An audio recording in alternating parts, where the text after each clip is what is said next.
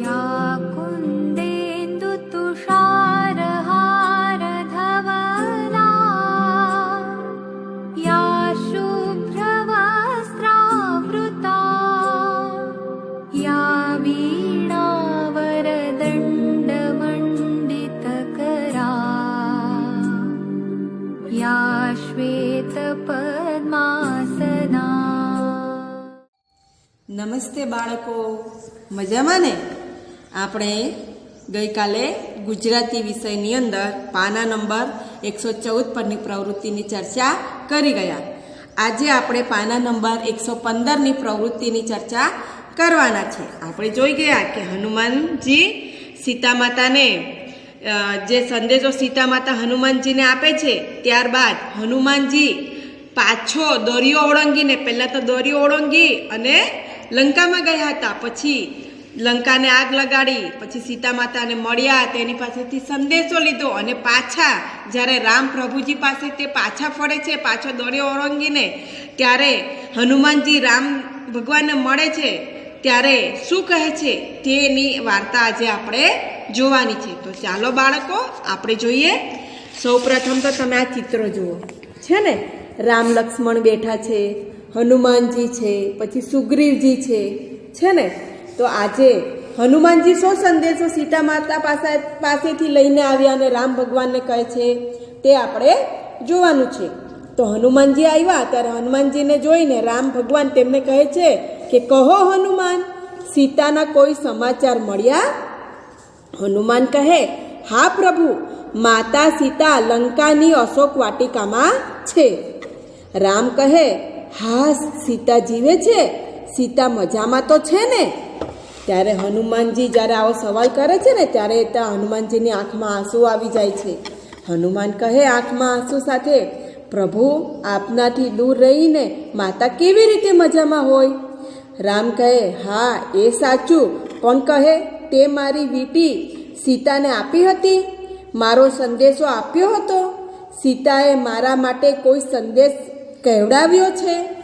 હનુમાન કહે, હા પ્રભુ, એ વીંટીથી તો માતાએ મને ઓળખ્યો અને મારી સાથે વાત કરી. માતાએ કહ્યું કે પ્રભુને કહેજો કે ચિંતા ના કરે, પણ પ્રભુ સાચું કહું તો મને માતાની ખૂબ ચિંતા થાય છે. એક વાનર કહે, હનુમાન, તમે છેક ત્યાં સુધી જઈને આવ્યા, તો પછી માતા સીતાને લાવ્યા કેમ નહીં? હનુમાન કહે, મેં માતાને કહ્યું કે હું તમને મારા ખભે બેસાડીને પ્રભુ પાસે લઈ જાઉં, પણ માતાએ ના પાડી. માતાએ કહ્યું કે તું તો સંદેશવાહક છે, તે તારું કામ પૂર્ણ કર્યું, તું જા, હું તો મારા સ્વામી શ્રીરામની સાથે જ આવીશ. સુગ્રીવ કહે, ધન્ય માતા, ધન્ય, પ્રભુ પર આપનો કેવો અટલ ભરોસો. હનુમાન કહે, પ્રભુ, આપણે હવે બહુ જ ઝડપથી લંકા જવું જોઈએ. અત્યારે રાવણ અને બીજા રાક્ષસો બહુ ગુસ્સામાં હશે, કદાચ માતાને તકલીફ આપે. હનુમાન ફરીથી રડવા લાગ્યા. રામ કહે, હા હનુમાન, આપણે સૌ બહુ જલ્દી લંકા પહોંચીશું. તું સીતાની ચિંતા છોડી દે. આવા 1000 રાવણ આવે કે લાખો રાક્ષસો આવે તો પણ સીતાનો વાર પણ વાંકો નહીં કરી શકે. તો હનુમાનજી રાવણની લંકામાંથી અને સીતા માતાનો સંદેશો લઈને પાછા આવ્યા. ત્યારે રામ ભગવાનને જે સીતા માતાનો સંદેશો કહે છે તેની સરસ મજાની અહીંયા આપણે વાર્તા જોઈ. ત્યારબાદ નીચેની પ્રવૃત્તિ જોઈએ. તેમાં છે કે ચાલો ગાઈએ ગીતડું. તો આ ગીતડું તો આપણે આગળ ગાઈ ગયા કે લંકા તારી સળગી ગઈ. એના પછીની પ્રવૃત્તિ છે કે નીચે આપેલા વાક્યો ધ્યાનથી વાંચો. આ વાક્યના આધારે શું કહી શકાય તે જણાવો. આ માટે 4-5 મિત્રો જૂથમાં ચર્ચા કરો અને સાચા જવાબ શોધો. બાળકો, અહીંયા એક સવાલ લખેલો છે ને નીચે એના 3 જવાબ લખેલા છે, તેમાંથી આપણે સાચો જવાબ શોધવાનો છે. એક ઉદાહરણ તરીકેનું વાક્ય આપેલું છે તે આપણે જોઈએ. એ વીંટીથી તો માતાએ મને ઓળખ્યો. હું કીધું કે એ વીંટીથી તો માતાએ મને ઓળખ્યો. તો આ 3માંથી એનો શું જવાબ આવશે? તો આપણે પહેલાં વાંચીએ. હનુમાને વીંટી બતાવી એટલે સીતાજીએ તેમને ઓળખ્યા. રાવણે વીંટી બતાવી એટલે સીતા ઓળખી ગયા. સીતાએ વીંટી જોઈને રામને ઓળખ્યા. તો આમાંથી ત્રણમાંથી કયું સાચું આવશે? કે હનુમાને વીંટી બતાવીને એટલે સીતાજી તેમને ઓળખી ગયા. એ સાચું છે, એટલે આપણે તેની બાજુમાં સાચું લખવાનું. જે ઉપર જે વાક્ય આપેલું છે એ વાક્યનો અર્થ આ ત્રણમાંથી કયો નીકળે છે, એને અનુરૂપ કયું સાચું વાક્ય છે, એનો અર્થ અનુસાર તે આપણે લખવાનું છે. તો પહેલું વાક્ય જોઈએ કે પ્રભુ આપનાથી દૂર રહીને માતાજી કેવી રીતે મજામાં હોય. તો આ ત્રણમાંથી તેને કયું સાચું આવી શકે બંધબેસતું? તો જોઈએ. પહેલું છે કે સીતા દુઃખી છે, રામ દુઃખી છે, ને રામ અને સીતા દુઃખી છે. તો આ છે કે પ્રભુ આપનાથી દૂર રહીને માતા કેવી રીતે મજામાં હોય. તો માતા કેવી રીતે મજામાં હોય, તો તેમાંથી આ ત્રણમાંથી કયું સાચું આવશે? તો ક્યાં? કે સીતા દુઃખી છે. તો આના બાજુમાં આપણે શું લખવાનું? સાચું.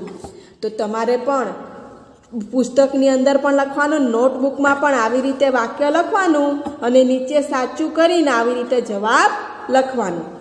પછી બીજું, માતાને પ્રભુ પર કેવો અડગ ભરોસો. તો આ ત્રણમાંથી એમાંથી કયો જવાબ સાચો આવશે? આનો અર્થ એમાં બંધ બેસતો આવવો જોઈએ કે માતાને પ્રભુ પર કેવો અડગ ભરોસો. તેમાંથી પહેલું વાક્ય, સીતાને રામ પર ડગે નહીં તેવો વિશ્વાસ છે. રામને ખબર છે કે સીતા જાતે પાછા આવશે. સીતાને વિશ્વાસ છે કે રામ લેવા નહીં આવે. તો માતાને પ્રભુ પર એકદમ પૂર્ણ વિશ્વાસ હતો. તો એમાં ત્રણમાંથી કયું આવશે? તો આ કે સીતાને રામ પર ડગે નહીં તેવો વિશ્વાસ છે. તો આમાં આપણે સાચું લખીશું. પછી ત્રીજું જોઈએ. 1000 રાવણ કે લાખો રાક્ષસો આવશે તો પણ સીતાનો વાળ વાંકો નહીં કરી શકે. કેટલા પણ રાક્ષસો આવશે તો પણ સીતાનો વાળ વાંકો નહીં કરી શકે. તો એનામાંથી આમાં શું અર્થ સાચો આવશે? તો આપણે પહેલું જોઈએ કે સીતાના વાળ ખૂબ જ મજબૂત છે કે એને વાળી શકાય નહીં તેવું આવે આમાં. તો આ તો ન જ આવે, કારણ કે આમાં તો વાળની વાત જ નથી કરી.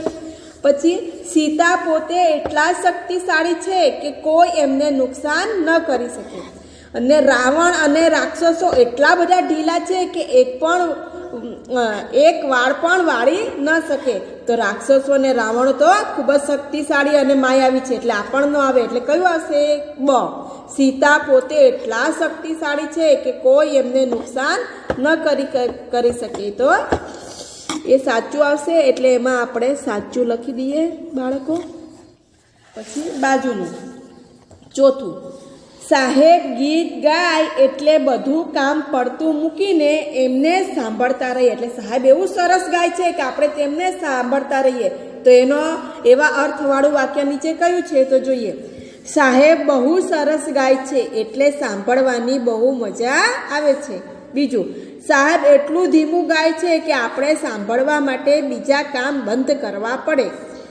બીજા કામ એટલા ખરાબ છે કે એના કરતાં તો સાહેબનું ગીત સાંભળવું બહુ સારું.